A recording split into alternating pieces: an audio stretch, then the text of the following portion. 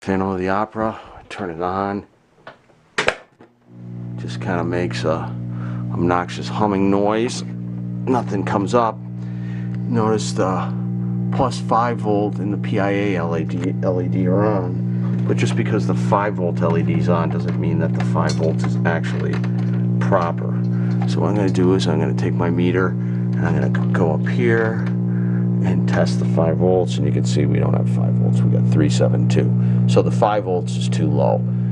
So you know, we could try some simple stuff like just fidgeting on the power supplies and connectors just to kind of see if anything changes.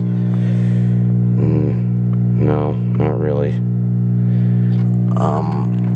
So I think we got a power supply problem. We'll take that out and take a look. So I have the power supply out, and you can just kind of see top edge of this cap, how it looks all crusty and kind of expand it. So I'm going to replace 2 caps here. I'm going to replace this one, which is the main 12 volt filter cap.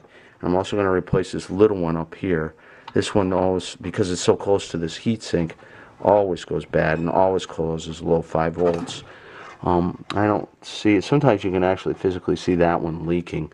I don't really see that. I'm going to clean up this connector to the square input connector. This brings the raw voltages in from the transformer. We've got a problem with the female side of this where it's burnt. It almost always burns this one corner pin, so I'll probably replace that pin. Don't have to replace the housing, even though the housing is scorched. That doesn't. It's just a thing to hold it all together. So just replace the internal pin. That filter cap, I'm in the car getting them a new one.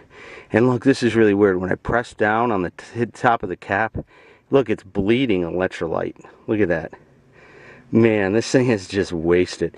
Remember, a capacitor is really kind of a mechanical thing. It's basically a jelly donut with electrolyte and tinfoil between the layers. But it's kind of how it is, but you can just see the thing. It's just, when I press it down, it just bleeds. You know, this thing's shot.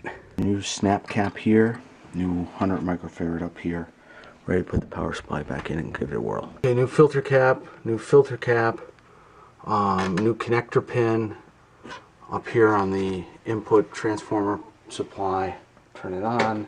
I am a Phantom of the Opera. So that's good, that's good. Go up and test the 5 volts up at the test point up here. And we're at 494. So that's the voltage we should have now.